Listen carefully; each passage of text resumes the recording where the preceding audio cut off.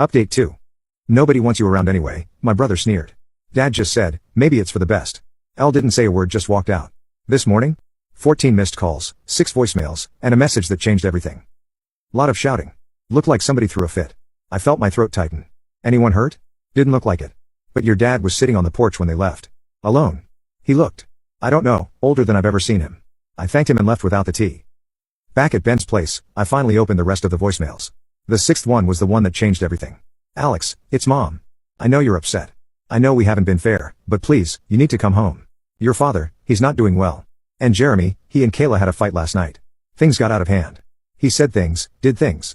Kayla's gone. Just gone. Jeremy's been drinking and I don't know how to handle this. You were always the calm one. Please just come home. Please. She was crying by the end of it. But I didn't feel sympathy. Not yet. What I felt was a strange mixture of curiosity and suspicion. They didn't want me around until suddenly they needed a cleanup crew, a therapist, a crutch. I sat down and opened my laptop. I hadn't told anyone, but before I left, I backed up everything. Years of bank statements, receipts, payments I'd made for the house, the mortgage company's login where my name was still listed as a cosigner, screenshots of group chats where I was asked to foot the electric bill just this one time. I had files, proof, quiet things I kept for no reason other than habit. But now I realized I had leverage. I messaged my old landlord and asked if his studio apartment was still available. It was. I paid the deposit online. Then I opened a blank email, subject line regarding the mortgage and utilities.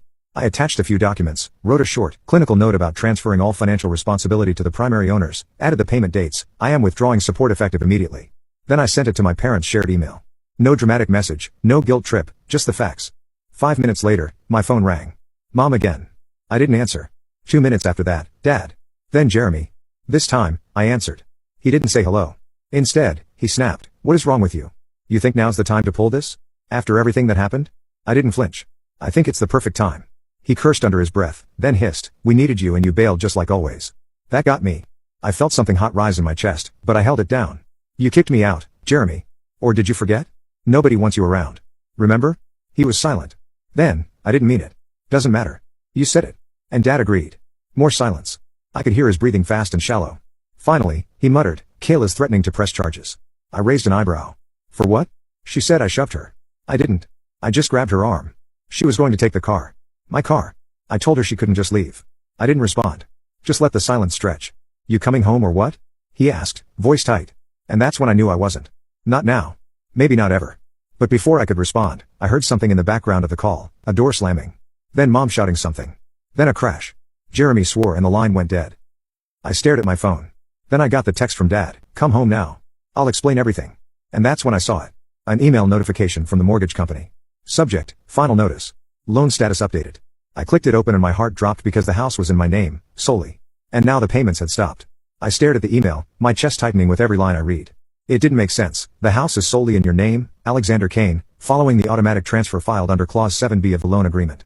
That clause, I vaguely remembered it, something about payment continuity and primary financial contributors being bumped into sole ownership if others defaulted.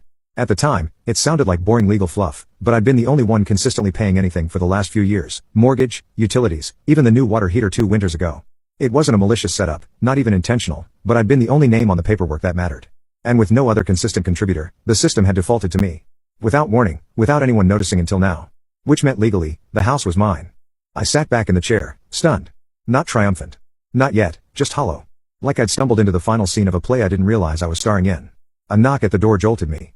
Ben peeked in. You good? I turned the laptop toward him. He read the email once. Then again, his eyes widened. Wait, that's your house now? Apparently. Ben let out a low whistle. Dude, that's huge. Are you going to tell them? I don't think I need to. Not yet. Then what do you want to do? That was the question, wasn't it? I wasn't the revenge type. Never had been. But this wasn't about revenge. This was about truth, ownership, respect. I didn't want to humiliate them. I just wanted them to see me, to understand that I wasn't a doormat they could wipe their feet on when it was convenient.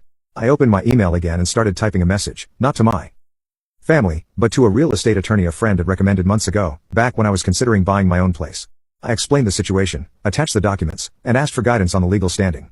Then I sent a second message to the mortgage company. Please confirm full transfer of ownership and next steps for title update. Ben was quiet across the room. Then he asked, what happens if you go back? I thought about it, about walking in through the front door while Jeremy lounged on my couch, drinking my whiskey, rolling his eyes at the guy paying the bills. About Dad barely looking up, acting like I was a guest in a place I'd kept afloat. About Mom pleading now only because the walls were caving in. Then they'll try to guilt me into staying, I said, to fix what they broke. I stood up, finally calm, finally clear. I think it's time they learn what being on their own really means. Ben nodded. Need backup? Maybe. Let's see how far they push. A few hours later, I drove back. Not to stay, just to see. The street was quiet. No police cars, no shattered windows, just the house. My house. The one with the flaking blue shutters and crooked porch light I'd fixed twice. I parked across the street and watched for a few minutes. Then the front door opened. Jeremy stepped out, phone pressed to his ear, pacing. He looked older, disheveled. The same gray hoodie from yesterday, but now stained. He wasn't yelling like usual. He looked nervous. He hung up and sat on the steps with his head in his hands. Then he spotted me. I didn't wave, just stepped out of the car and crossed the street. His expression shifted instantly, relief, anger, guilt, all mashed into one. About time, he muttered.